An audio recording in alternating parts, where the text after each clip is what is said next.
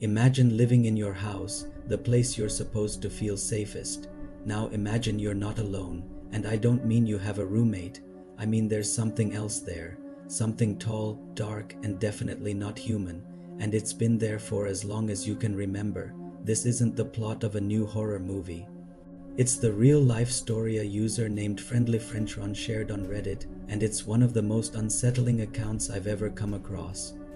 It's the story of his friend, who we'll call David, and the entity his family simply calls the man. The story begins with a simple, chilling statement. The original poster says his childhood friend, David, has been living with an entity in his house for over 20 years. Right away, that's what makes this story different. This isn't a fleeting encounter, a one-night haunting, or a scary story from a weekend trip. This is 2 decades of cohabitation. It's a lifetime spent sharing a home with something inexplicable. The sheer duration is what hooks you. How does a family function under these circumstances for so long? How do you get used to the unthinkable?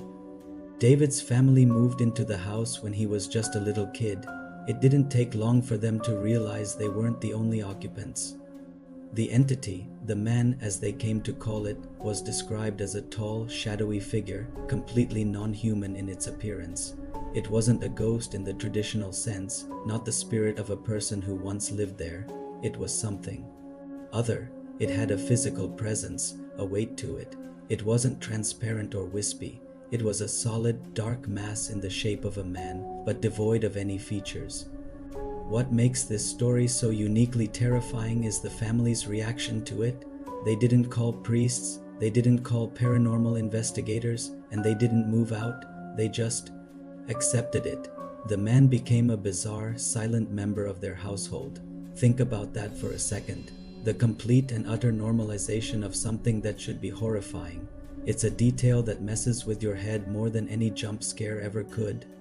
Why didn't they leave? The post suggests a mix of financial reasons and eventually a strange sense of resignation. The house was what they could afford, and over time, the abnormal became their normal. David would describe seeing the man on a regular basis. It would walk through the hallways at night. He'd wake up and see it standing in the doorway of his bedroom, just watching. Sometimes it would be standing over his bed, a towering shadow in the dark. Can you imagine the sheer heart-stopping terror of that? Waking up, your eyes adjusting to the darkness, only to see that silhouette looming over you. And yet, for David, this eventually became just another Tuesday. The initial panic faded over the years, replaced by a deep, constant, simmering anxiety. It's a different kind of fear, not the fear of an attack, but the psychological weight of its constant, silent presence. The interactions, or lack thereof, are what really push this story into uncanny territory. The man never spoke. It never touched anyone. It never showed any overt aggression. It just existed alongside them. The post details these mundane, yet surreal encounters. For instance, if a family member needed to get down the hallway and the man was in the way, it would silently step aside, pressing itself against the wall to let them pass. It's such a polite, almost considerate gesture from something so utterly terrifying. This very mundanity is what's so deeply unsettling. It's not a monster trying to harm them. It's a roommate from another dimension who just happens to be a featureless shadow. David's siblings had similar experiences. His sister once woke up to find the man standing over her bed. She screamed, and their parents came running in. By the time they arrived, it was gone. But they didn't dismiss her claims. They knew. They just comforted her and told her it was okay, that the man wouldn't hurt her. This is the family dynamic, a shared secret, a shared trauma that they simply absorb into their daily lives. It's this collective acceptance that makes the story so chilling. It suggests a level of psychological endurance that's hard to comprehend. The terror in this story isn't about what the entity does. It's about what it represents. It's the ultimate unknown, living under your roof.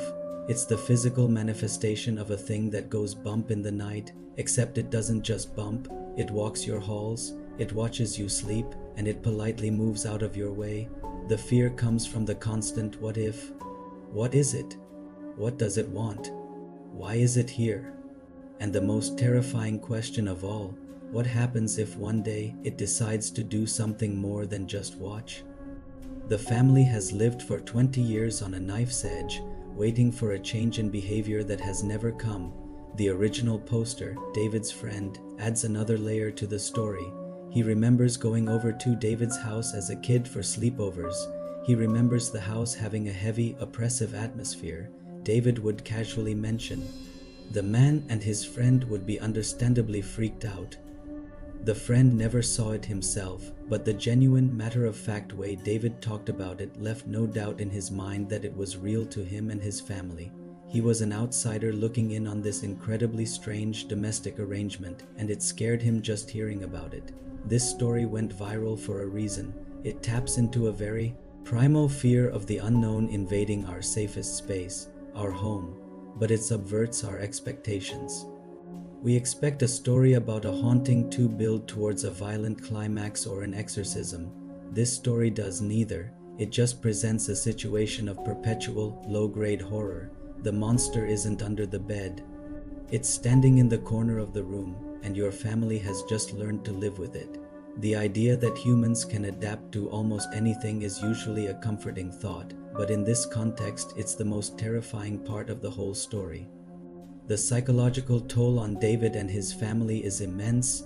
Living with a constant source of fear, even if it's passive, shapes your entire reality. You can never fully relax. A part of your brain is always on alert.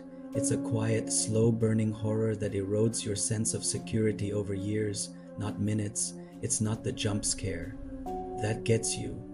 It's the slow, creeping dread of a lifetime spent with a shadow. And that, in many ways, is far more frightening than any ghost story.